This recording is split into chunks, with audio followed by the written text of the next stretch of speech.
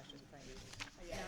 Are they on it? Are they all on it? I don't know, but I'll mention it to them again. They're coming to the NCAA final. So this comes after the end here. So we have, I have such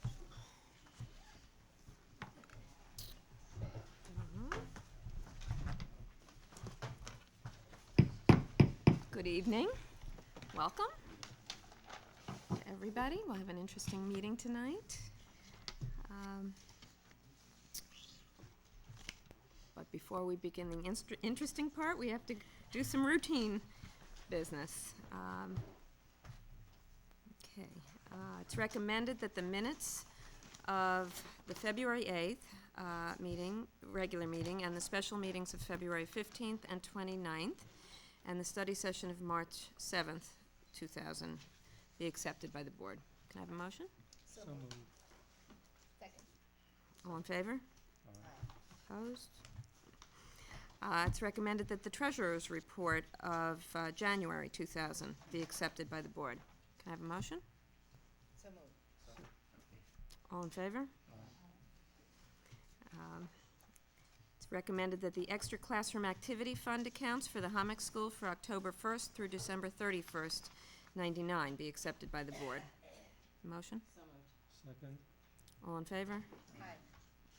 Okay. Now let me announce some honors.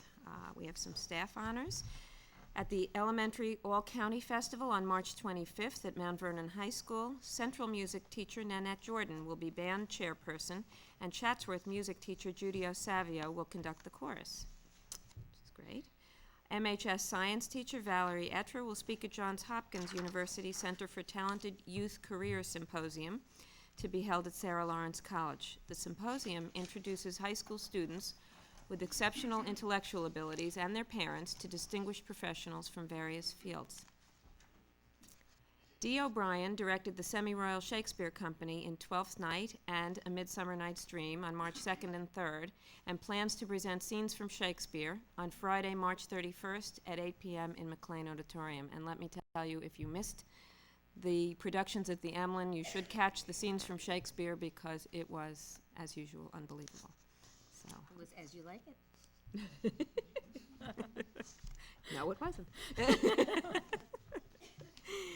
Okay, in terms of student honors and announcements, there are 4 National Merit finalists in the 2000 competition for Merit Scholarship Awards. They are Diana Dlugash, Ian Halbwax, Drew Purcell, and Robin Tang.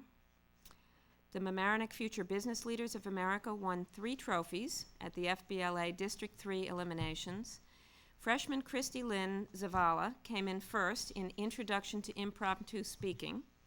8th grader Eli Fuchsberg came in 4th in the same contest, and senior Shauna Beauchamp came in 4th in the job interview contest. They will compete in Rochester in April at the FBLA New York State Leadership Conference. 4 high school students were selected to participate in Pace University's Small Works exhibition. Brooke Anderson, Young Ko, Frank Rathbone, and Kara Weisberger. So we congratulate all of those students and teachers, actually, on their honors. Is Gabe here? Gabe was supposed to be here, but I don't see him yet. So. Okay, so maybe he will report to us when he shows up. We'll go back to that. Okay, so from the administration, Sherry? We have a couple of very exciting pieces of work to report on tonight. In a few minutes, you're going to have the opportunity to appoint a Director of Special Education, which we are just thrilled about, but it's very important for her and for you all to know that we have been doing a lot of work in special education, even as we've been waiting for this moment. And so, Gabe, we just missed you, so if you let us do our report, I'll call on you after that. And so it is really a pleasure for me to welcome friends of the board, and they are Jane Friedlander and Patty Way-Dozier, who are going to give the board and the community an overview of some of the very important work that has been going on during this year. Great.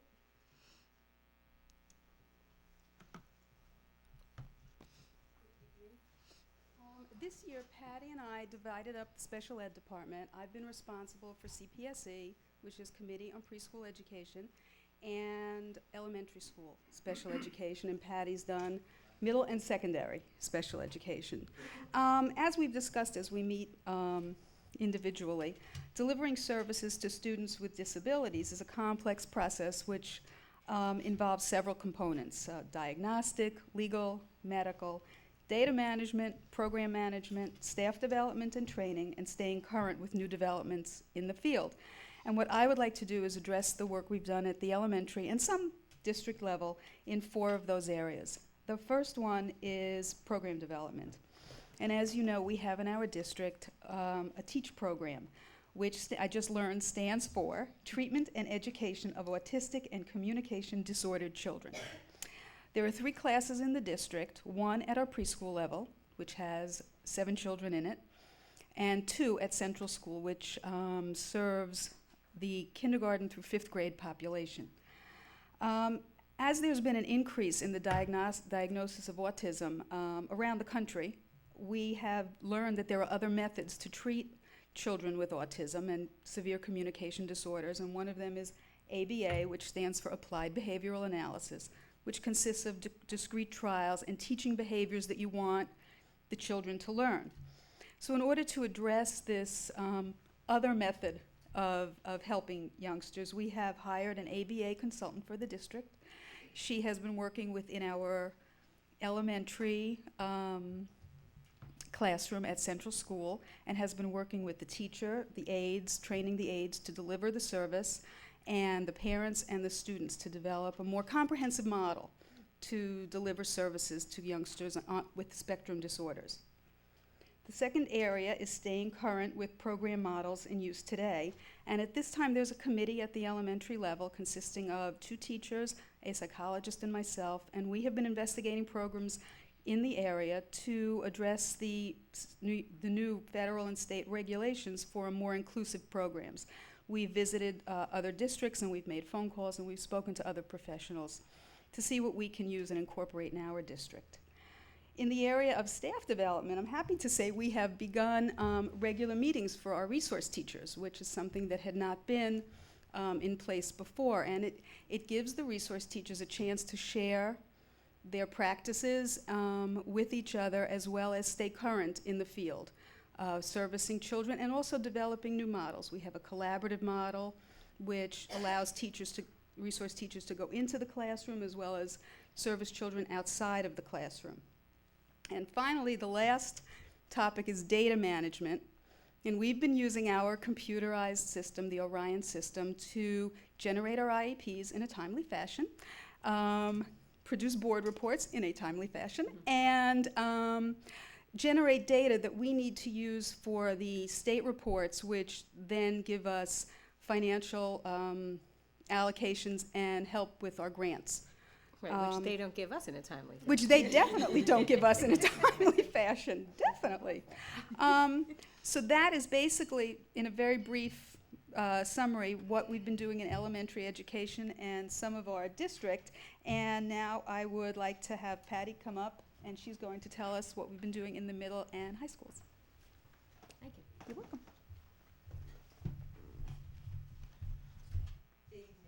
I begin by apologizing for my voice tonight, and I don't usually quite sound like this. I want to focus a little bit on some of the things that we have done at our middle school, at the Homics, and at the high school. After a half year of study, the subcommittee of the Schedule 2000 committee presented a new special education model to the larger committee. Much time and effort have gone into developing the model. The subcommittee spent at least 30 hours within a total of 10 meetings developing our model. It is important to note that the subcommittee was made up of general education staff as well as special education staff. We particularly acknowledge Mrs. Nora Mazzoni, who is here tonight, our Homic Special Education Coordinator, who chaired our subcommittee. Mrs. Mazzoni? Mrs. Mazzoni will be presenting our special education model at the board study session on Tuesday, April 4th. We will also be having a meeting on Superintendent's Conference Day, which is March 24th, in which our 6th grade special education and general education teachers will meet with 5th grade special education teachers and general ed teachers from all the elementary schools in order to discuss and better understand our programming at the Homicks. This will help facilitate the transition from elementary to the middle school. At the high school, we have increased our communication and articulation via department meetings with participation from special education staff and administration. Particularly noteworthy is a high school staff meeting in which we broke up into small groups. Each group was led by a special education person with participation from general education staff. Descriptions of students with special needs, such as language processing problems, written expression, and organization, as well as visual processing problems, were presented. Class assignments, particularly involving reading and written expression, were presented. Each group discussed ways in which the assignment could be modified in order to accommodate the students' disabilities while maintaining the integrity of the assignment. Also at this meeting, special education process and procedure was discussed. At both the Homicks and the high school, we are working on standardizing our transitional services so that we have a district-wide approach. For this purpose, transition services means a coordinated set of activities for a student with a disability, designed with an outcome-oriented process that promotes movement from school to post-school activities depending upon the individual student's needs.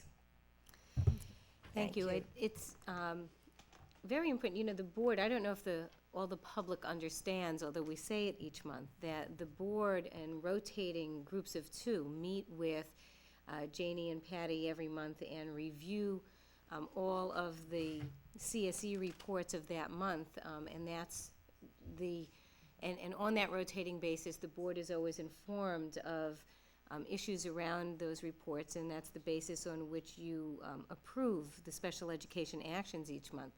But I don't know that if in those meetings you have a chance to actually talk about these broader issues. So we thought it was an important opportunity.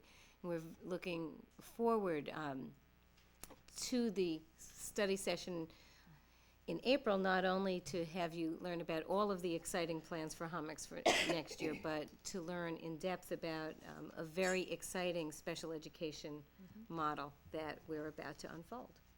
Thank you. You know, you're right. We don't get a chance during those meetings to talk about the larger issues. And I just want to say, though, that we do get a chance after each of those meetings to marvel at the way Janie and Patty have collaborated this year, divvied up their responsibilities, and really have held the special ed department to very high standards. So we thank you. And that was just a little tidbit, really, of, you know, they summarized very quickly a whole lot of work, I know. So we do thank you. Mm-hmm. Now, if we can go back one item, Gabe is here to report on matters of concern with the high school, or of interest, if not of concern. Right. We hope not. Hi. Sorry for being late. I was at basketball practice, so if I'm a little messy, I'm sorry. Well, I actually was sick most of last week, so I don't think I missed. That's not for pity, but I don't think I missed. I don't think I missed too much big news. I'll try to. It might not be as full detail as usual, but I'll try. Well, Shakespeare performances just ended, which I'm happy to say I was a part of, a small part and more of an observer. And I'd just like to say that if anyone missed it, they should definitely go next year. And I'm very proud of everyone I worked with.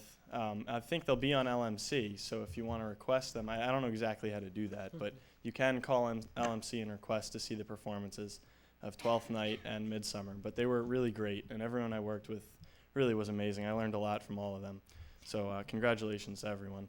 We actually did, Gabe, we actually did also say that scenes from Shakespeare is Oh, that's gonna be right. put on, so Yeah. people who missed it Yeah. can at least get It's certainly, snippets. there's definitely, there's scenes March from each 31st. one of those plays, also directed by Dee O'Brien. And it's the freshmen. There's, I think, like 40 freshmen who came out, and they were all so good that Dee really didn't want to have to cut anyone, I don't think. So she kept a good, solid group. So they have a good up-and-coming cast. Also, theatrically speaking, I guess the senior musical is underway, and they might even be practicing right now, or they were up until a few hours ago over at the high school.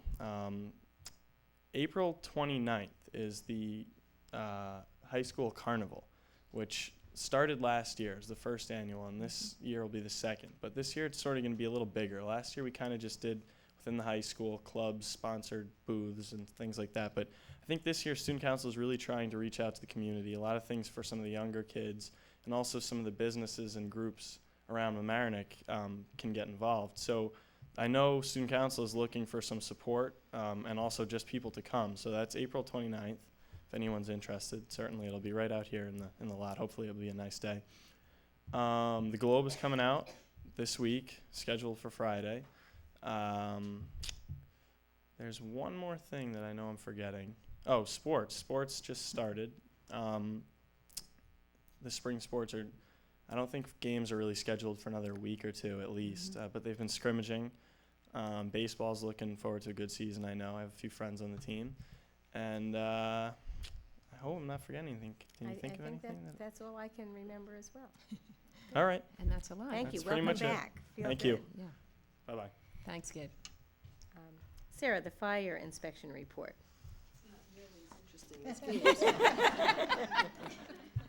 We hope. And happily so. On an annual basis, you know that school districts are required to have a certified inspector, New York State certified inspector, to go through all of our buildings, and I'm happy to report to you that we passed with flying colors. We had minimal housekeeping kind of issues, all of which I believe have been addressed at this point. And I think that's certainly a strong tribute to our custodial and maintenance staff who maintain our buildings and keep them in good, safe order. Thank you. So, you're right, it was uneventful, and that's the way we like those fire inspection reports. Okay, now a wonderful part of the evening is that we are going to be hearing from John Ferris, who's the president of the Mamaroneck Schools Foundation, Angela Martin, I assume, who is the director of the Mamaroneck Schools Foundation, and they're going to tell us a little bit about the grants that they are going to be awarding this year through the school district. So we will have to approve these grants, so we'd love to hear a little bit about each one. Thank you. Thank you. Thank you, Barbara, Sherry, and the school board. As a 1960 graduate of Mamaroneck High School, and of course I was only 12 years old at the time. Of course. I can't tell you how proud I am and what a pleasure it is for me to be a member of this particular Mamaroneck Schools Foundation. We had a presentation to the grant awardees last night, and it was presented by Alan Parter and a couple of our Grants Foundation members to the recipients this year. And the grants this year are absolutely wonderful. And I can't thank you enough for all of your support, the support of the parents and the teachers, and the support of the community itself. Because certainly without the financial support of the community, we don't have a foundation. So that has our blessing, and we thank you very much. Alan cannot be here this evening. He's on a business trip, and he asked Jill and I to fill in for him. And I won't steal all the thunder from Jill, but last night we gave away, or we will be giving away, 13 grants, and they totaled almost $93,000. You're going to hear about those grants in a few minutes, but that culminated 4 years of grant giving. And during that 4 years, we've now given away, or will have given away, or granted away, $320,000 in educational grants to our local schools. And that, of course, has encompassed all of our schools. I wanted to say to everyone that I don't know what this foundation would do without its highly paid volunteer executive director, Jill Martin. Jill took the job as executive director last September and on a volunteer basis, and through your help, staffs the office across the way here on Tuesday and Thursday mornings, and I'm there once in a while with her. And she has devoted hundreds, maybe thousands of hours to this foundation, and I just want you to all know how much I appreciate everything that she has done and how much the foundation appreciates Jill Martin. She has been a wonderful asset to us. She is going to present our grants tonight. I'd like to make one plug, if I could. Two things keep our foundation going. One, the support and financial support of the community, and two, the involvement of the parents and teachers. And we would like to encourage parents to become members of the foundation. We would encourage you to call Jill Martin in her office. Her telephone number is 698-9079. And we would love to invite people to attend a foundation meeting. We'll send you information about the foundation, and we'd like to have more members from the community. So thank you very much. Thank you for your support. And I'll ask Jill Martin to come up. Thanks, John. Thank you.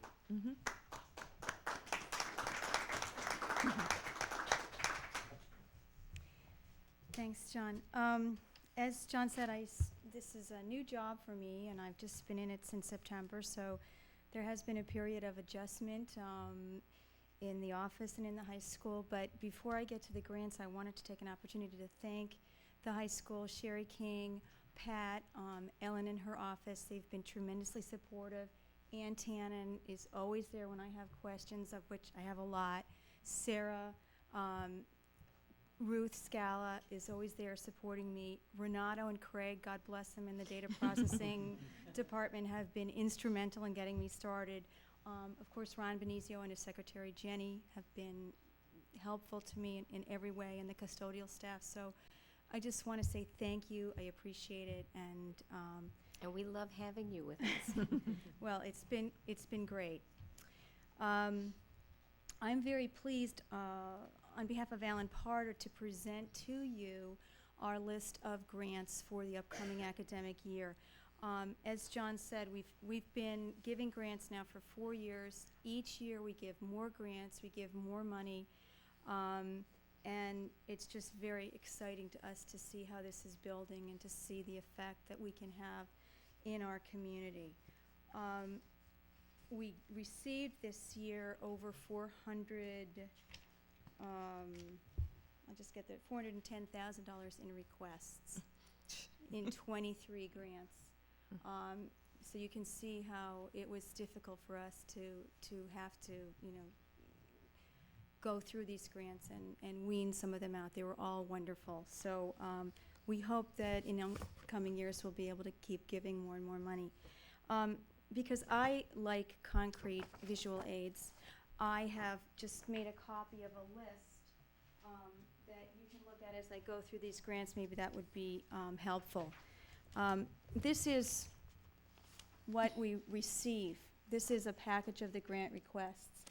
So you can see what's involved. The grants committee has to go through, read all of this, analyze it, ask questions, get back to the applicants, sometimes expand on things, change things. It's a tremendous amount of work, and the grants committee of the foundation really deserves tremendous appreciation for the work that they do. I am really just going to summarize very quickly for the board what each grant is involved. There's 13 of them, and I really don't want to take the time to go into a tremendous amount of detail. So it's going to take enough time as it is. I'm happy to answer any questions, however, should you have any. All right, the first grant, and I'm going to do these in order of ascending amounts of money.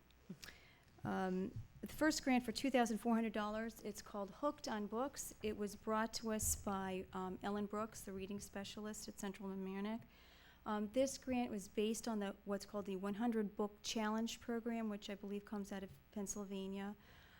It was designed to promote the routine of independent reading by providing Central Avenue second graders with selected books at appropriate levels and supplemental teacher support. Apparently, they are challenged to read a list of 100 books or other appropriate reading material, and then are given special awards at the end, special visit with a principal or so forth. So this has been a very successful program and is very exciting to those that are offering this at Central. The next grant is called Young Writers Workshop. This was brought by Central teachers Tracy Strub and Karen Harris. These teachers will organize a series of hands-on workshops involving writers of various backgrounds, including journalists, novelists, poets, advertising executives, lawyers, people from the community who use writing in their day-to-day work in various capacities. These people will visit Central School several times a year. It hasn't been determined if it's going to be a Saturday thing or exactly when that's going to be, as I understand it. And they will expose the children to these different professions and types of writing. We are fortunate in our community to have a lot of people who live here who are writers, published writers, of course, advertising lawyers. Lord knows we have enough of those. So, I think we'll have a lot of interesting people to choose from, is my point. Of which, yeah, well, whatever. The next grant for $2,550 is entitled Building Community Awareness and Support of the Lincoln Center Institute. This was brought to us by Murray kindergarten teacher Patrice Schwartz, not Patricia as it says there on your list. This will involve a series of workshops and performances at both Lincoln Center and the Murray Avenue School to introduce students, teachers, and parents to the offerings of the Lincoln Center Institute and their program of integrating performance arts into the classroom curriculum. There is already a program involving the Lincoln Center Institute at Murray, but Patrice felt that a program could be expanded, more teachers and more parents get involved, and really bring this program out with more community awareness. So this was the basis behind bringing us this grant. The next grant for $2,740 is entitled Art Appreciation. And this was brought to us by Chatsworth parents Blythe Hamer and Karen Gertzberg, and also Principal Jean Hand. This grant will supplement what has been called the fledgling art appreciation program at Chatsworth School by bringing in an outside arts consultant who will train parent volunteers how to teach art appreciation in the classroom. These parents will then go on to train other parents in future years. The grant will reach students in grades K through 5 at Chatsworth, help them to learn to look at a variety of art forms in a more inquisitive way. Now, this may seem somewhat familiar to people who have been already involved in the Arts Appreciation Program at Murray Avenue School, and this is really intended to jumpstart the program at Chatsworth with a professional art consultant. The next grant for $3,650 is called Student Art Magazine. The Mamaroneck High School art teacher, or a Mamaroneck High School art teacher, Kevin Klein, has requested funds to create an annual student art magazine Untitled, at the high school that will showcase student artwork. One exciting thing about this grant is that Mr. Klein himself is donating all of his time, and that the costs from the grant are really simply for production costs. In future years, he is hoping to sell advertising space so that the magazine will be self-supporting. And he just would like an opportunity to showcase his students' work in ways other than, perhaps the calendar or hanging on the wall, but something that can be sent out into the community. So we're very, very excited. I know he's very, very excited to have the money to get this off the ground. The next grant for $4,000 is entitled A Symposium for Children and the Schools, a series of dialogues for parents and teachers. This was brought to us by Chatsworth teacher and Teacher Institute coordinator David Miles. This will involve a series of symposia for teachers and parents that encourage dialogue about basic questions and issues of education. Guest speakers will address such topics as the emotional growth of children in the schools and multicultural education. Again, this is expanding on programs that have existed in some format in the past, but that we feel we can perhaps institutionalize a little bit better with some additional funding. The next grant, what is, I have to say, personal favorite of mine. I just thought this was so cool. $6,960 for fashion design. We are buying 2 sewing machines. I have some brochures. This was brought to us by fashion design and home and career skills teachers Diane Nelson and Jan Foley. These funds will purchase 2 state-of-the-art sewing machines by Viking. Diane was fortunate to negotiate with the company, and she's gotten the machines for half price, so she really got a very, very good deal on machines. So we're getting the sewing machines and the accompanying software. These are computer-assisted machines that can do all sorts of specialized embroidery, and I don't even know what they can do, but anyway, lots of really neat stuff, to supplement the 20-year-old Bernina machines that exist now in the program. Mamaroneck High School students will be introduced to the latest technology and innovations in fashion design, providing them with the necessary skills to compete in today's marketplace. In addition, all HOMEC students who rotate through the Home and Career Skills Unit, which is majority of the children, will also be able to use these machines. The next grant is a $7,400 grant for entitled Environmental Science. Suzanne Frank, the executive director of the Local Involvement for the Environment, or LIFE Center, has brought us this grant.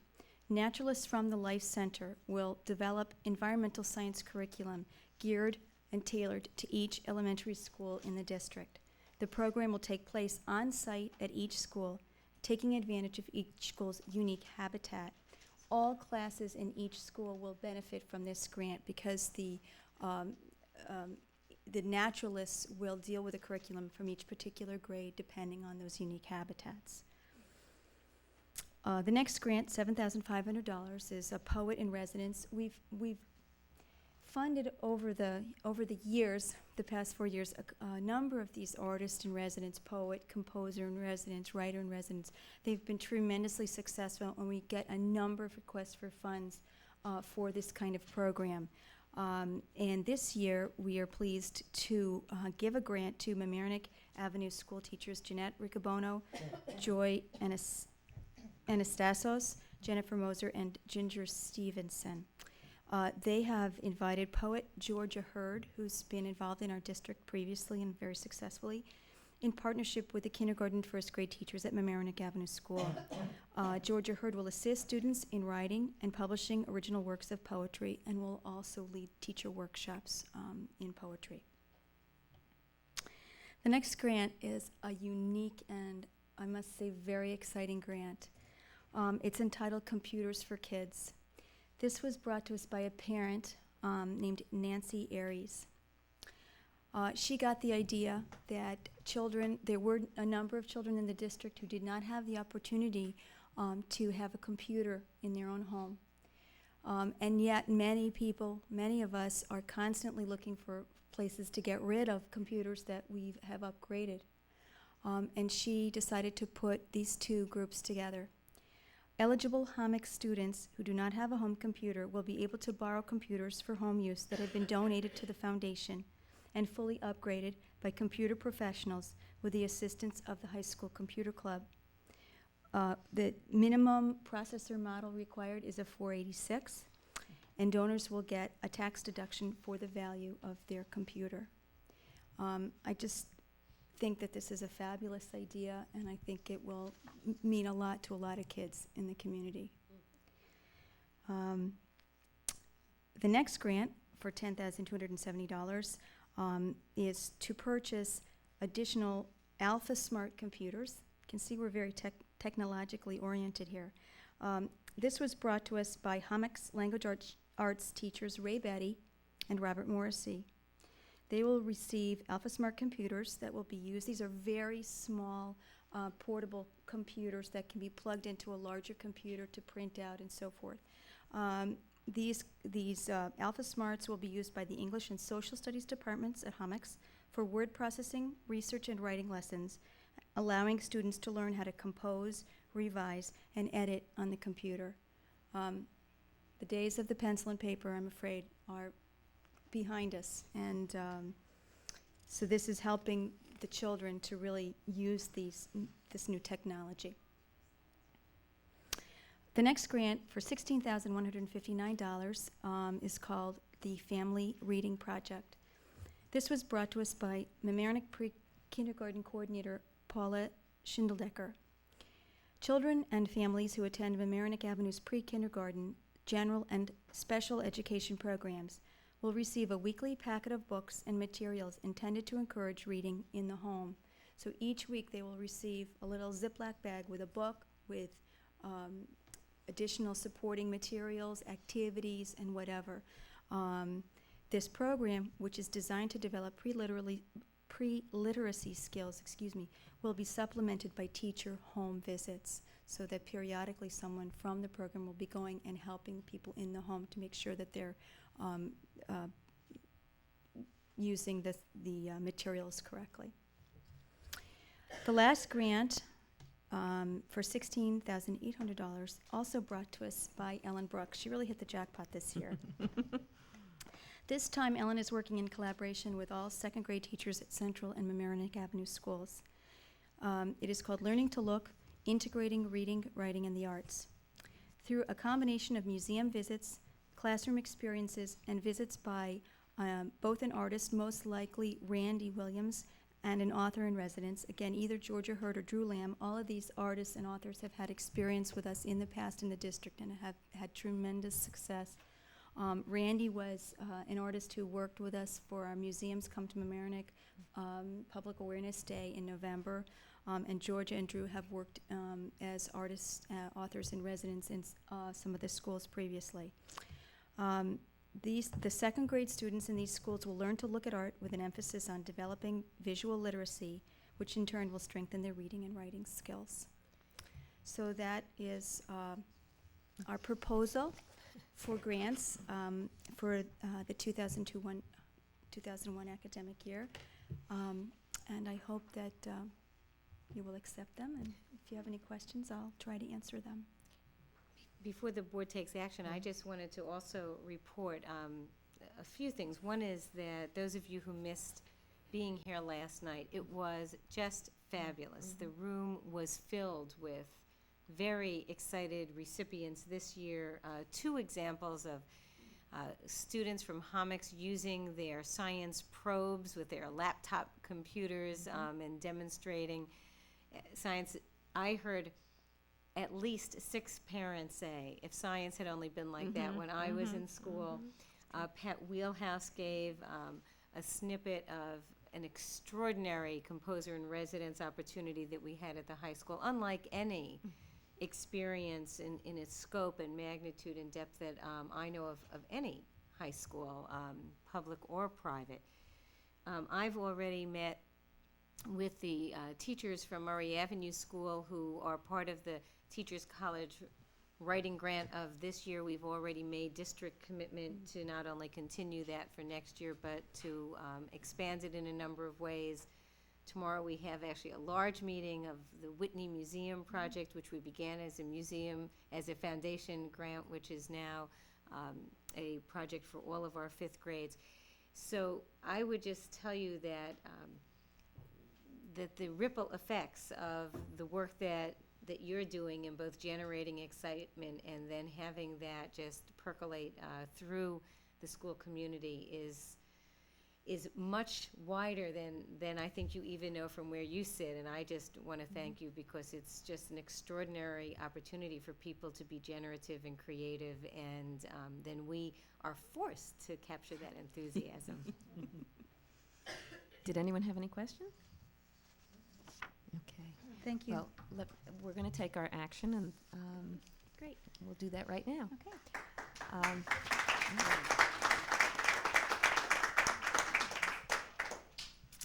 It's recommended that the Board of Ed approve the grants recommended by the Mamaroneck Schools Foundation that we just heard about. Can I have a motion? Second. All in favor? Opposed? Thank you. I want to thank you on behalf of the board also, just for allowing the entire community, or getting the entire community, to think outside the box. I know you've had grants from community organizations and teachers and administrators and parents, and it just continues to grow in incredible ways, and you've given us a fabulous opportunity here. And hopefully we are really engaging in making all these great ideas work for students. So thank you. You are, thank you. Okay, now we're going to have a report by April Farber, in which she's going to try to capture a very full study session agenda that we had last Tuesday on March 7th. The topics were the K through 12 math curriculum, the Tri-States High School assessment, and the school report card. So, although I think, were we divvying that up, actually? Yes, in We are. fact, by the end of the second part of that, my hand hurt so much that Yeah. my fellow board member, Rhonda Lessman, agreed to take the rest of the minutes for that evening, and we'll share that piece. Okay. And her Great. part is the Tri-State report. Okay. Our topic was called How Are We Doing? And obviously that can sound awfully trite, but really what we did is listen to a lot of wonderful information about how well we are doing, as judged not only by some work being done at the district level, but also by two external standards. The recent New York State school report cards, which I'm sure some of you have seen or heard about in the papers, and the Tri-State report for Mamaroneck High School, which was done specifically in the area of writing. And as I said, the other assessment was the work being done by a district committee, an in-house committee, charged with implementing the new curriculum in mathematics that is based on the new New York State standards. The work in the district has been going on since 1998, and what we heard was a bit of a review of how they got started and where they've come to since then. I'm going to summarize the report card and the math program piece, as I've said, and Rhonda will talk about the Tri-State report. Now, the presentation of the state report cards was given to us by Dr. Larry Killian, who is our supervisor of program evaluation and research. 3 staff members spoke to the status of the mathematics program revision. They included Frank Aiello, who is the math chairperson at the high school, Alice Dunning, who is our math chairperson at Homix, and Joanna Walsh, who serves as the assistant principal at Central and who also oversees the elementary math work going on in the district. The link is the district's continuing work to align math instruction with the state standards, curricular changes, and all assuredly will help and enhance students' ability to reach the highest standards set for them. Now, on to the report cards. I'll give you a little bit of background because the New York State report card, as far as I can tell, is something that, if you have a little background, it's a little easier to understand. Each of the schools every year since this started, and the district as a whole, receive a report card from the state that evaluates how our students are performing on state tests. These include a 4th and 8th grade test, both in mathematics and in the English language arts curricular area. That test is known as the ELA, the English Language Arts Exam.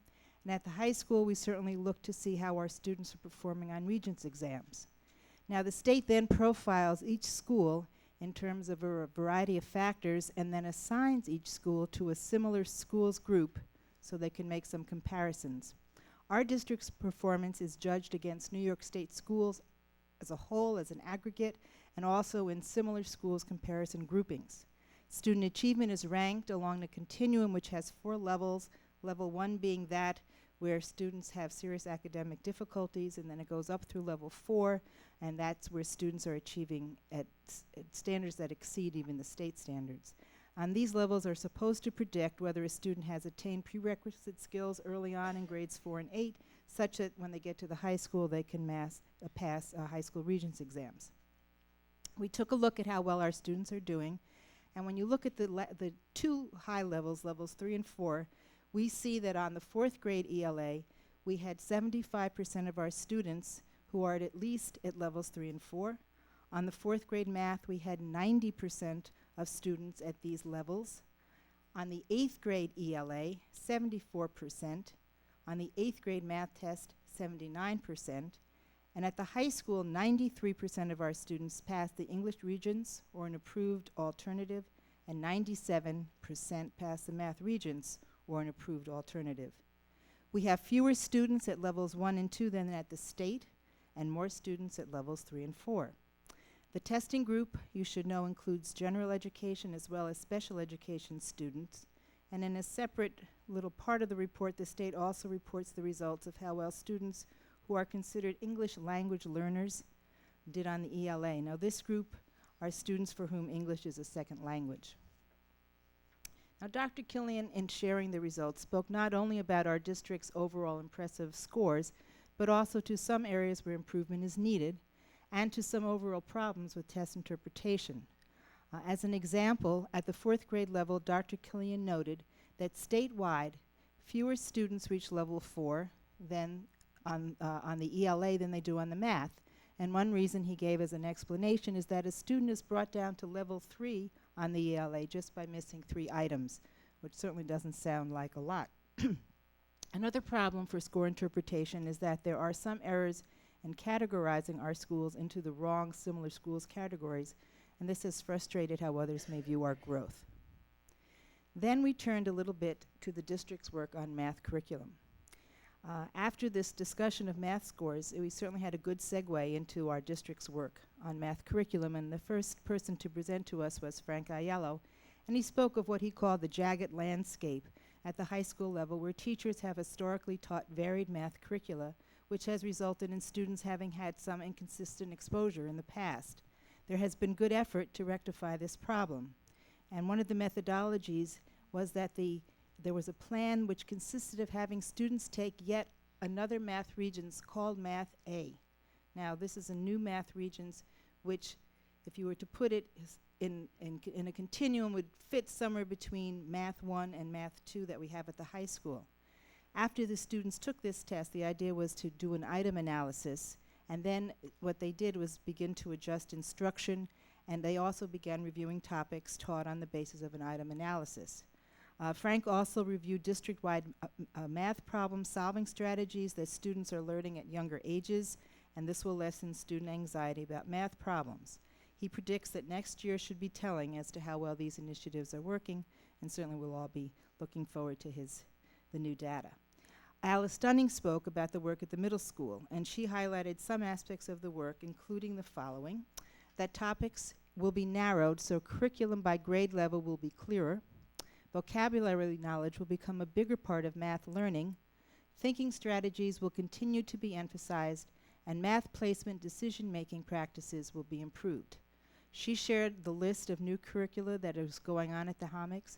She also shared with us some draft forms of the milestones and a list of some of the new math vocabulary. And so when you start to hear from her all the wonderful work that's been going on, it's almost mind-boggling.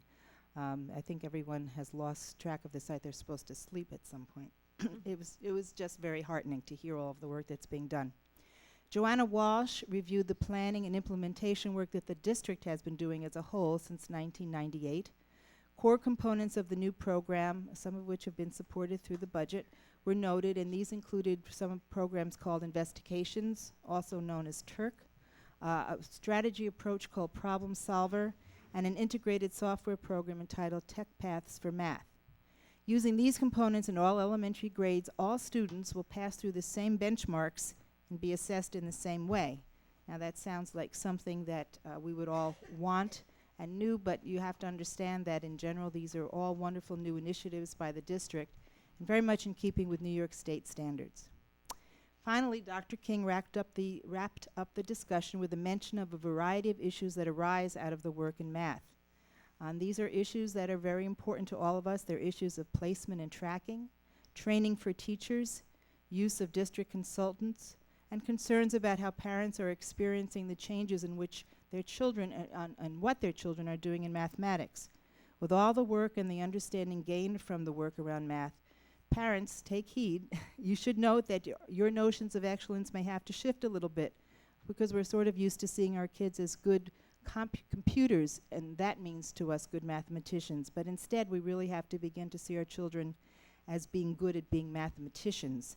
And in that way, we're going to watch our students pass through the stages of being an apprentice to being a practitioner and hopefully to becoming expert in terms of their depth of math knowledge. And I think when we think about students in math in that way, we'll begin to see and understand a little bit more about some of the shifts that math curriculum has offered. And from here, I'll give Rhonda a chance to finish up and talk about the Tri-State report. Thank you. Thank you. All right. Now, we heard also at the same time in this whole meeting about a lot about assessments and standards, about a evaluation done recently at the high school by the Tri-States Consortium. As a little background for that, I think you should know that our high school is accredited by the Middle States Association, which is a group that evaluates educational institutions.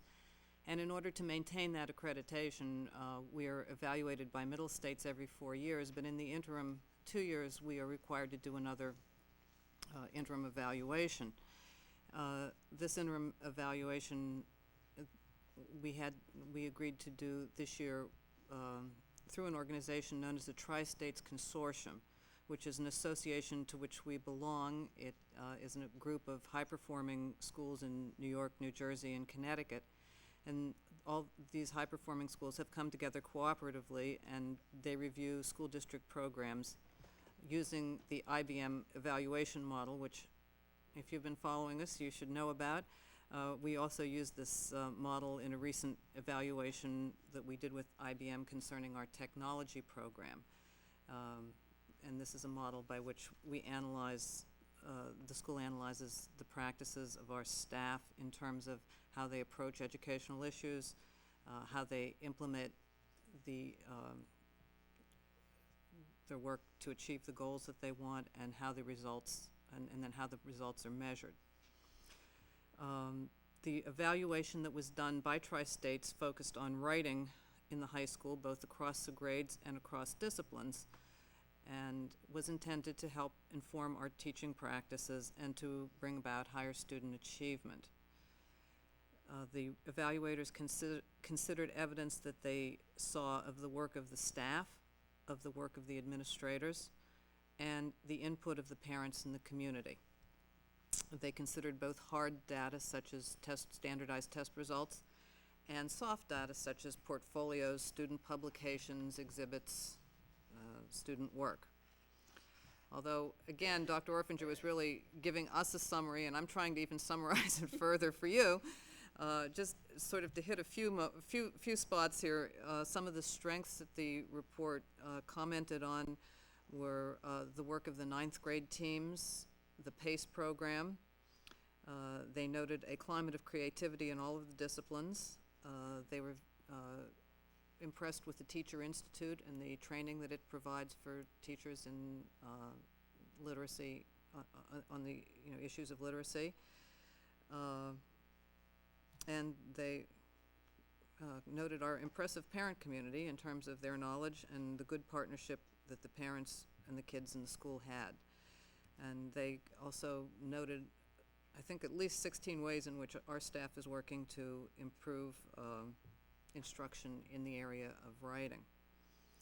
Some of the recommendations that Dr. Orfinger discussed with us were recommendations to examine the degree to which all students receive equitable writing experiences in the high school, to examine the extent to which the writing needs of ESL students are met, to align our writing program with the middle school, and to pursue a systemic approach to assessment of student performance.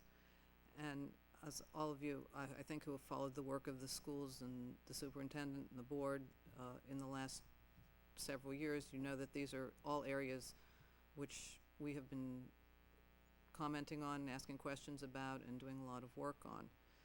So, as Dr. Orfinger pointed out, necessarily they did all this in a 3-day visit to our school, so there were certainly some points that were missed, but they were actually very much on target and did actually recognize many of the issues that we are already engaged in a lot of very hard work on.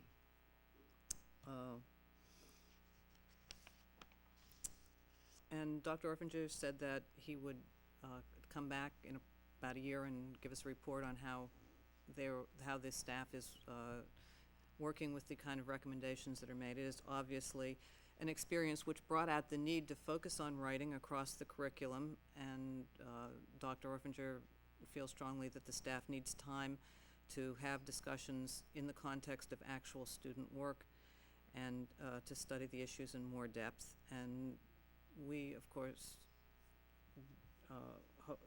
we also need to continue our support of the learning and training that we provide to our teachers in the area of literacy. So that's that. Well, that was how full one meeting was last week. So thank you for summarizing all of that for the community. And just, it's a lot of food for thought and a lot of great work that's going on. So there is another very interesting program at the high school that we don't get to hear about that much. And Susan Spencer is the liaison to the School to Career program at the high school, and she's going to report on it because we just had a meeting about it. We did. Mamaroneck High School is now in the 5th year of its very successful School to Career program, which this year will provide internships and project-based learning experiences for 49 of our 12th grade students. This program was begun and continues to be coordinated by Nick Cucciarella, chairman of the Technology Education Department at the high school. These off-campus learning opportunities are available because of the overwhelming support of as many as 86 local public and private employers who provide sites for interns, serve on our advisory board, or participate in the dialogue aimed at making connections between school and the workplace. There are a number of staff members from the high school who act as mentors for the students and who are also essential in helping to make this program possible. The students who participate in these senior internships spend 4 hours each week at their respective sites, develop resumes, keep journals, attend weekly seminars, and will soon begin to exhibit their learning experiences at a final presentation, during which they will describe the new skills they acquired, which were essential to success at their site experiences. This year's participants are involved in fields as diverse as herpetology, criminal justice, auto mechanics, law, shipbuilding, and many, many others. I'm looking forward to being the lucky board member who will be attending several of these presentations. Once again, on behalf of the entire board, I want to thank Mr. Cucciarella and the other staff members and community participants for making this important and worthwhile program available to our high school seniors. And for those of you who are sitting in the room, we have 2 collages up on the wall which have pictures of several of the interns at their work sites with information about what it is that they're doing. Susan, if I'm not putting you on the spot, what is herpetology? Herpetology is the area of zoology that is concerned with reptiles and amphibians. I looked it up because I was afraid someone would ask. So thank you. Yes, right. It was a question begging to be asked. Thank you. That's great. This is actually a time during the meeting in which anyone who has a question or comment. Oh, sorry. Sherry has some reporting to do before this. I'm sorry. Go ahead. And then we can have questions. I just wanted to comment how extraordinary it is to have board members who are so remarkably knowledgeable about herpetology. Exactly. About the work of the schools and are really able to report on complex issues of teaching and learning with the same kind of understanding that we seek throughout the community, but that is really extraordinary for a board. So thank you. I feel quite privileged to be able to work with you. We have a number of things. I really want to focus mostly on the budget document, but Rhonda, I was wondering if you would bring people up to date just a little bit on the banner campaign. Mm-hmm. Well, the banner campaign is something we heard a little bit about when Dave McGuckin was here talking about the various goings-on in the athletic department, and this is a project of the Athletic Advisory Committee. And, you know, as I know you're aware, a lot of different groups in the high school have been looking at ways to personalize the high school and to sort of increase some of the awareness of some of, you know, and some of the identification of students with some of the really good things that we do. And somebody on the advisory committee commented that when we go to other schools to meets and things like that, you know, you frequently, you know, see these big banners with all the awards and championships that the school has won over time, sort of displayed in the main gyms and some of the areas. And for some time now, the Athletic Advisory Committee has sort of wanted to get a program like that here, because we feel that, you know, certainly a lot of these achievements of our students are certainly noted at the time, but then they just sort of, you know, sometimes we have an award down there by the athletic, you know, department, but we don't really have a real visible display of that. And, you know, in trying to figure out how to raise money for that, one of the ideas, which actually Ron Benizio had actually suggested, was to see about asking some of our alumni if they would contribute to this, because it was really our intention to go back and make these banners really from the beginning of when we have records of these things, which we discovered a lot about during our bicentennial, right?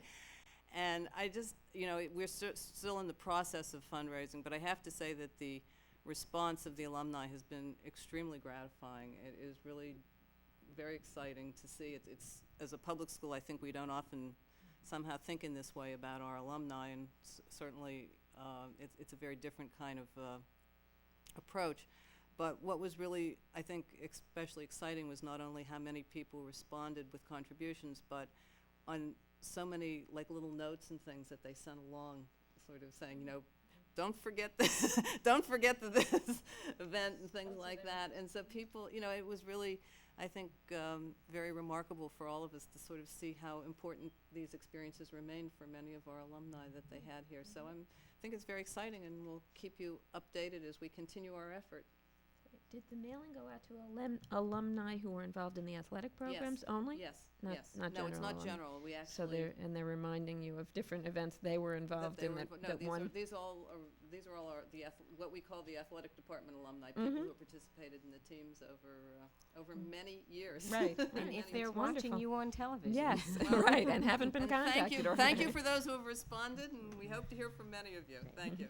I wanted great. to remind you all that March is National Women's History Month, and that our annual Women's History event is upon us, and we hope that you'll come. And Saturday is going to be a very busy day in the district. We hope that before and after our budget conversation that you will stop at the Mamaroneck Avenue School International Fair, which is always a very special event. You've had a lot of reports tonight, so I won't give you lots of reports, but I do want to call your attention to the incredible document that you have, which is the budget book. And for those of you who are here, I hope you picked one up on your way in. And for those of you who don't yet have one, you can receive one either through Sarah Tate's office or my office. And I wanted to call your attention and give you some guidance on how to read this. First of all, I just hope you notice that it's absolutely gorgeous. It's unbelievable. It is incredibly designed. It has, as you can see, more pictures than ever before, and even for all of the copies to the public, we had to capture some colored pictures because they were just so wonderful.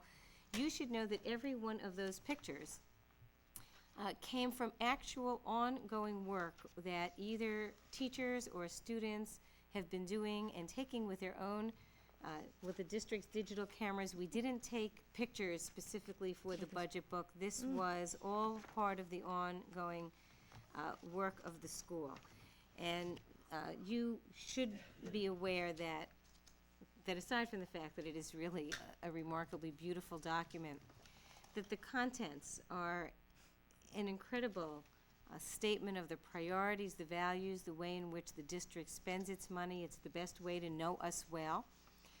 And it is also an incredible testament to Sarah Tate's extraordinary skills in helping us maintain the quality programs that we would all like to have at what I think is a most reasonable amount of money.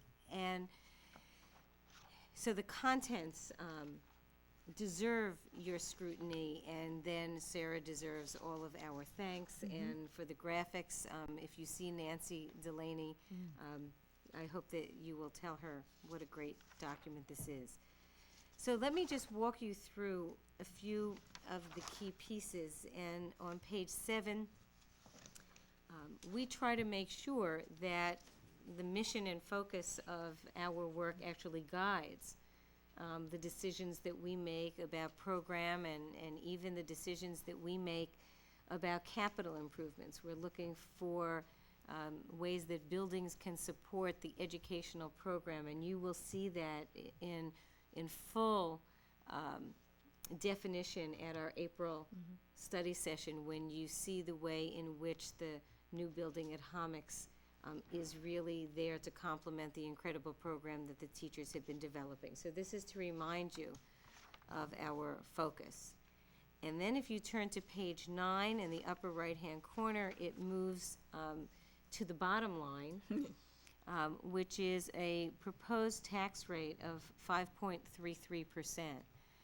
And I don't know if you have been reading the papers. I certainly read the papers even more at this time of the year than at other times of the year. One local district's increases over 12%. Another neighboring district has just come in at 10% budget to budget. That's not even what the tax rate is going to be. As I talk to my colleagues who are facing exactly the same issues, which is not to say that they're not doing wonderful jobs, but it just makes me marvel again at Sarah's skill in trying to figure out how we can balance the needs of the district at what is really, I think you will find, one of the most reasonable increases in the county. So you can begin, and that will show you the overview of the budget in the whole executive summary session. And if you look at page 15, for example, you will begin to see some of the proportions that of those allocations. We start to, if you turn to page 21, and you see on the left another wonderful foundation gift, which is the Homix Planetarium in use. And if you look at page 21, this is kind of the nuts and bolts of the kinds of discussions that the board and community prefers to have. It's the highlight and summary of the program components, and I would call your attention to a few items. One is the addition of 6 new and regular special education teachers across the district, as we are looking at both new programs and additional students. 3 teachers on special assignment for reading and technology and special education, and we look forward on Saturday to talking about that, not only those 3 positions, but a whole approach to staff development and ways to think about building capacity within our schools that we think is a next important step for the district. We will talk with you about funding for additional technology consultants that we believe will give us some flexibility in the kind of work that we need to continue to be a lead district in technology. And this budget includes partial funding, and we're looking at some other sources for the additional funding for the professional development model with Bank Street College at Mamaroneck Avenue School that grew out of the work of the Mamaroneck Avenue Task Force, in which we think has enormous promise. If you move ahead to page 30, this is for those of you who don't want to read the whole thing between now and Saturday. You can just come back and look at these pages. You'll see a more in-depth look at technology, and we do think it's important that you think about that. If you listen to the foundation grants and a lot of the movement. There is a lot of concern about technology, and we are quite proud of the way in which it is being integrated into the program and want to continue that direction, and you will see some of that here. And then another important discussion of programs on page 32, which talks about some of the curricular priorities for 2000, 2001, and when the board goes off to do its goal setting for next year, it will be important to keep this work in mind so that you can see our commitment to going deep over time. I'd like to also call your attention to page 71, which is a real first, not only for us, but I know of very few districts who are able to have the kind of long-range view and planning that this board has been very anxious to support.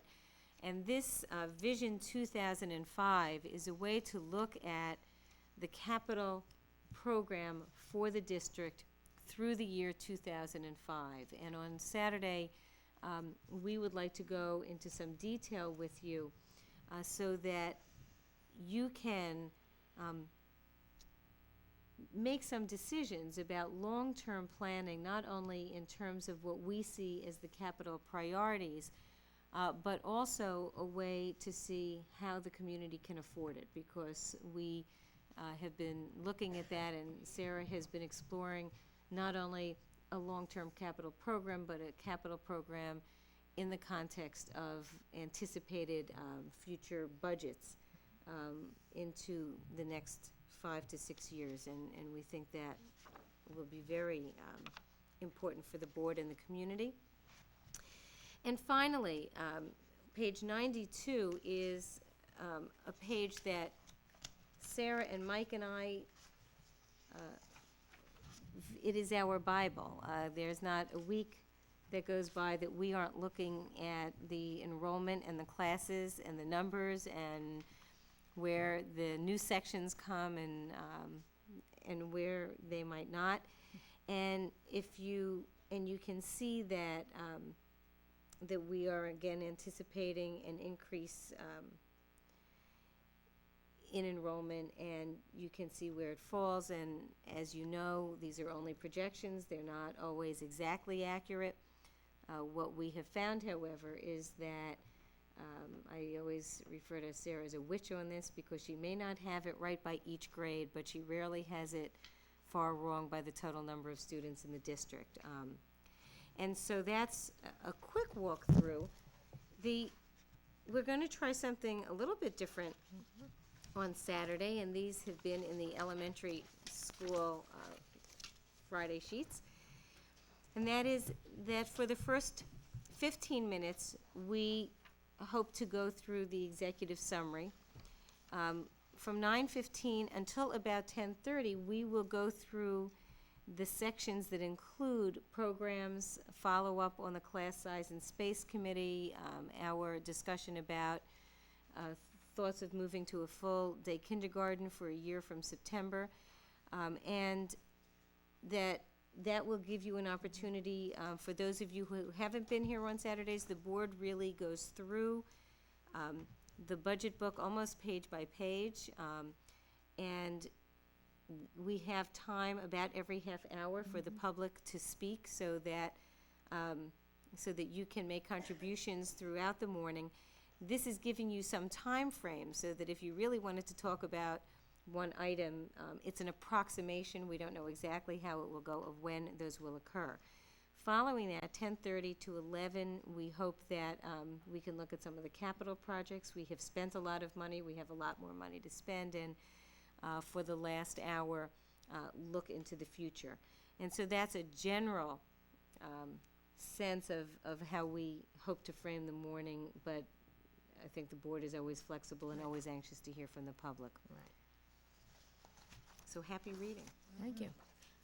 Just on that topic, I think that even though we have tried to come up with a time frame so that people who are interested in particular parts of the budget can come during that time to hear the questions that we ask, I think if you're here and you have a question on something else and that's your time you're here, the questions, the community input can be on anything at any time. It doesn't, this is not etched in stone in any way, shape, or form. We just are trying to give people an idea if they cannot be here for the full 9 to 12 session and have questions or want to hear discussions and hear our questions on particular topics.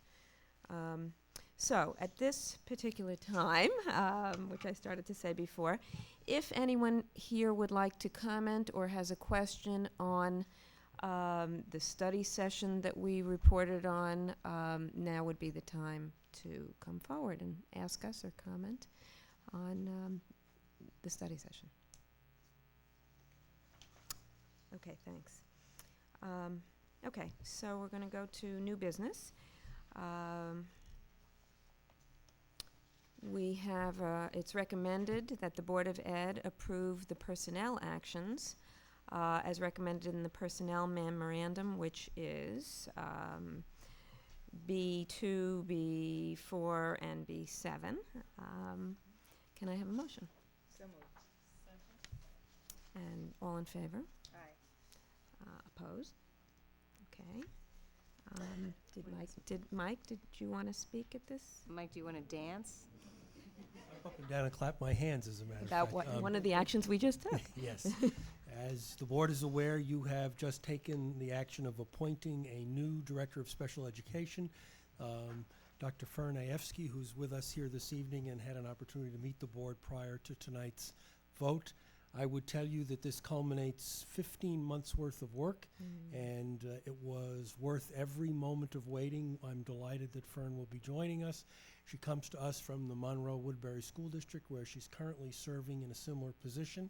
Prior to that, Fern was in Monticello as an Assistant Director of Special Ed, and then in another life in Virginia served as a principal of a primary special ed school and a special ed teacher.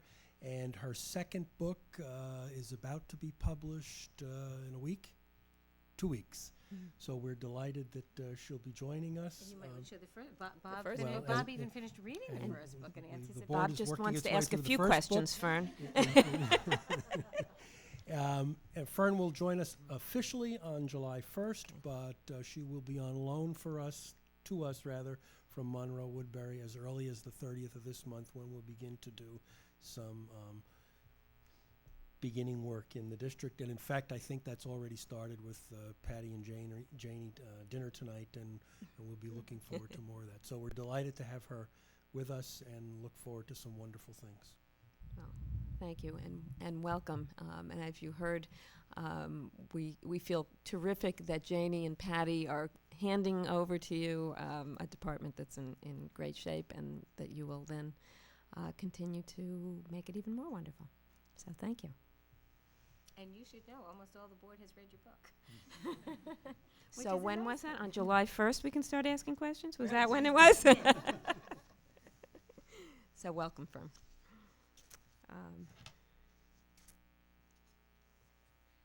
Okay. And as an adjunct to that, it's recommended that the Board of Ed accept the recommendations of the Committee on Special Education and the Committee on Preschool Special Education for the month of February 2000. Can I have a motion? So moved. A second. And it was Susan and I that met with Patty and Janie. So Susan, do you want to say anything about the this month's recommendations?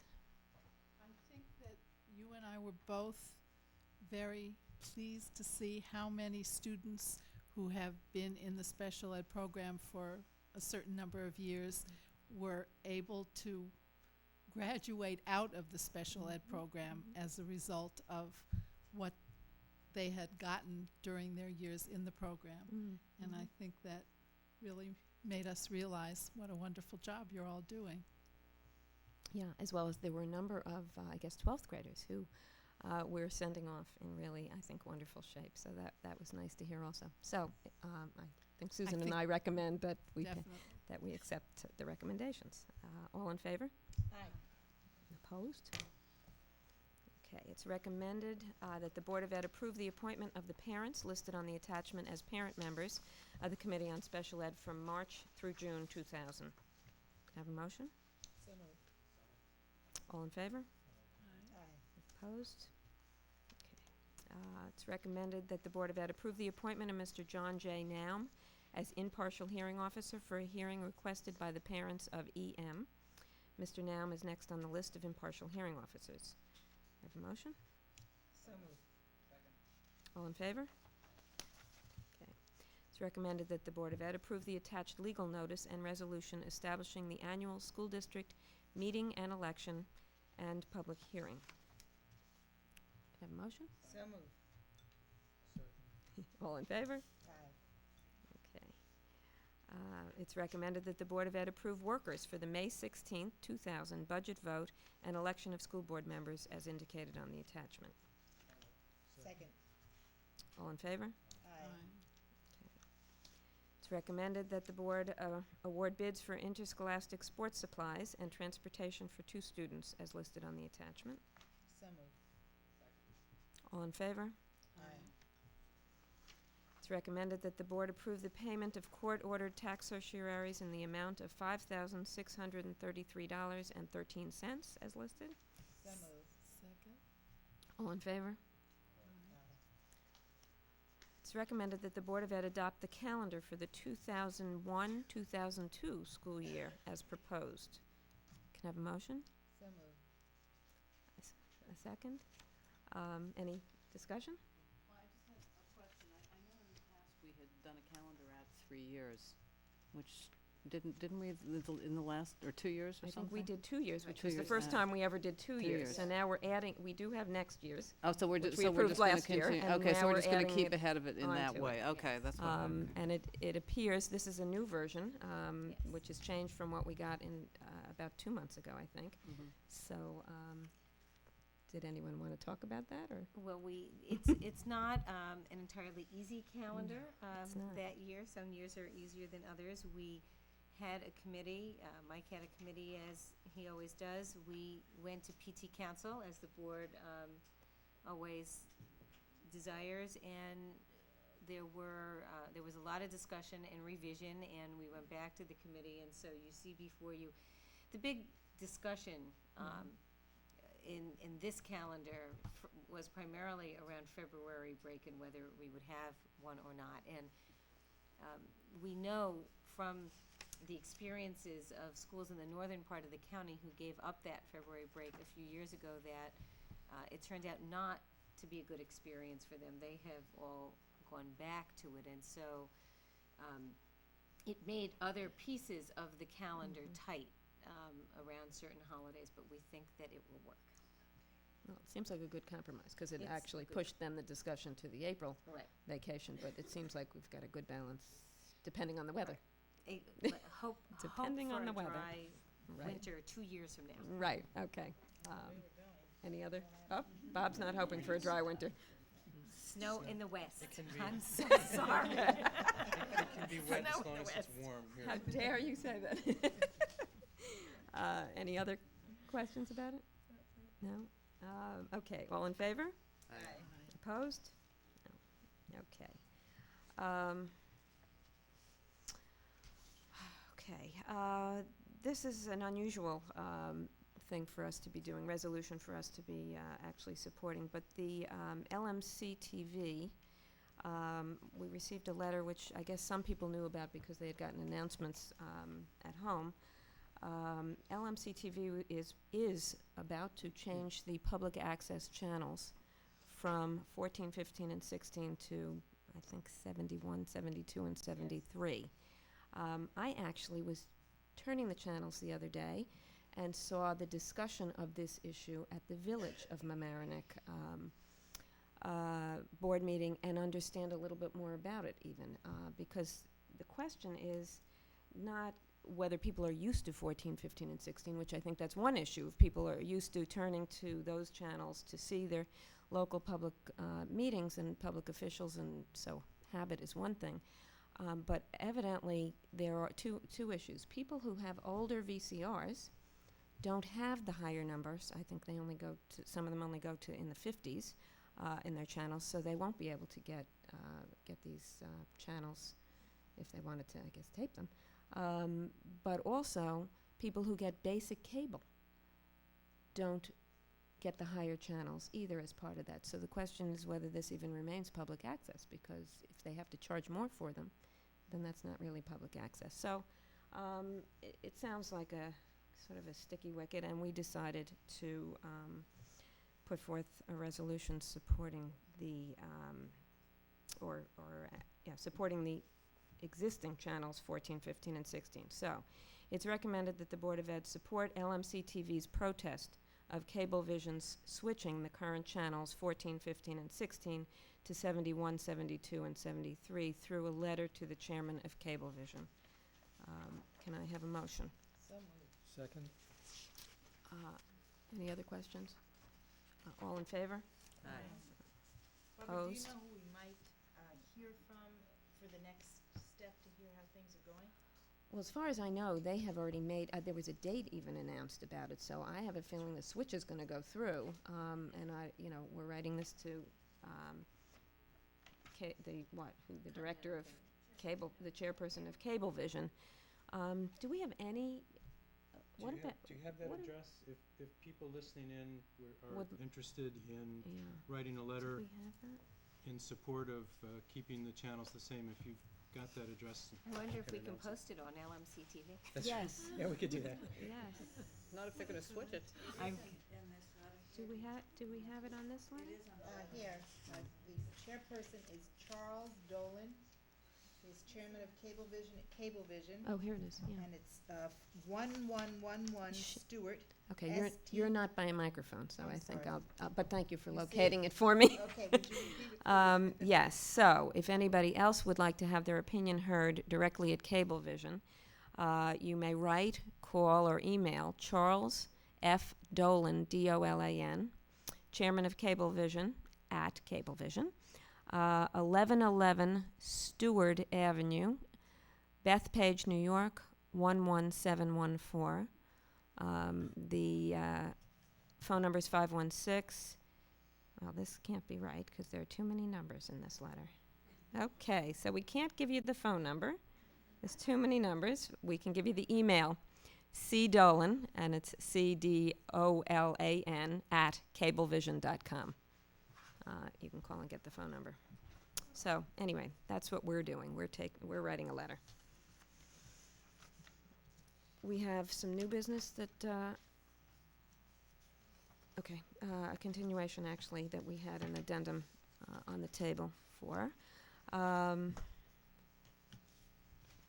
It's recommended that the Board of Ed approve the appointment of the Triad Group as third-party administrator for the Mamaroneck School District's self-insured workers' compensation program to produce checks from a Bank of New York account designated Mamaroneck Union Free School District Workers' Compensation on behalf of the district for direct payment of all claim expenditures. One signature will be required as designated by the Triad Group. So can we have a motion? A second? And Ruth, you wanna could give an somebody explanation? explain this to us? Ruth? We're currently under contract with a third-party administrator called Craig Lindsay. Craig Lindsay has had a merger asset with a group called the Oracle, therefore forming a brand-new group, the Triad Group. And as a result of that, it's the only checks that are signed outside of the district and produced to pay the workers' compensation, and they have requested new signatory and the changeover. But all the parameters of our current contract are in place, and it's really just technical more than anything else. And so far, we've been working very nicely with them. There's been no problems. If they've made a change about 4 weeks ago, the signature will be immediate. So, Thank you. Okay, all in favor? Aye. Opposed? It's recommended that the Board of Ed approve the appointment of Mr. Seth Rockmuller as impartial hearing officer for a hearing requested by the parent of A.W. Mr. Rockmuller is next on the list of impartial hearing officers. Can I have a motion? So moved. Second? All in favor? Aye. Okay, At this point, no, well, would anybody like to make a comment or question? This would be the time. Okay, thanks. Let me list the future Board of Ed meeting dates. So this Saturday, we've been talking about the fact, Saturday, March 18th, from 9 a.m. to noon, we are having a study session in order to start going through the budget, and community input is welcome. We have this tentative schedule of between 9 and 9:15 to go over the executive summary. 9:15 to 10:30, we'll be talking about programs and class size, reviewing the class size recommendations, and potential discussion of kindergarten changes. 10:30 to 11, we'll talk about capital projects, and 11 to noon, we will talk about the Future Vision 2005. Right. Right. Tuesday, March 21st, we'll have a study session continuing at 7:30, continuing the budget budget discussion. Community input is welcome again, so please go through your books, come up with questions, feel free. Tuesday, March 28th, continuation of budget review. Tuesday, April 4th, from 7 to 7:30, we'll have a hearing on the Universal Pre-K program, which I guess that's just, explain that. yeah. It is now our year to consider whether or not we want to become part of the Universal Pre-K program that is inadequately funded by the state. Paula Schindeldecker is convening a pre-K committee. Actually, we've had a pre-K committee. She is, I think, for the most part, reconvening that committee. Bob Martin has agreed to be the board member on that. And there will be an opportunity for public comment on universal pre-K between 7 and 7:30 on April the 4th, is that? 4th, yes, April yes. the 4th, in this room. And then at 7:30, we continue our budget discussions. Tuesday, April 11th. Actually, the primary meeting on April the 4th is going to be the study session Oh, around that's Homix, right, around Homix and Sports, we don't have on here. Sorry. with some time if people want to make other comments about budget. the budget. Mhm. Okay, so, and then Tuesday, April 11th at 8 p.m. is our regular business board meeting like this. Before we adjourn, I neglected to take the opportunity to also compliment Sarah on this budget document, and the community will begin to look at it and see how unbelievably readable and beautiful. And I'm just wondering if next year you're going to add some character development and plot. I mean, it's just an unbelievable book, and I don't know where you can go from here. So really, it's just a pleasure to even try to go through. And I have an entire staff that's worked very hard to put the budget book together, whether it be numbers or it be pages or whatever it happens to be in the compilation. So I'm appreciative of that as well. Well, yes, we are also appreciative of the entire staff's work, and Nancy Delaney, I know, is a special graphics helper. So thank you. I guess I need a motion to adjourn. So moved. All in favor? Good night. Thank you.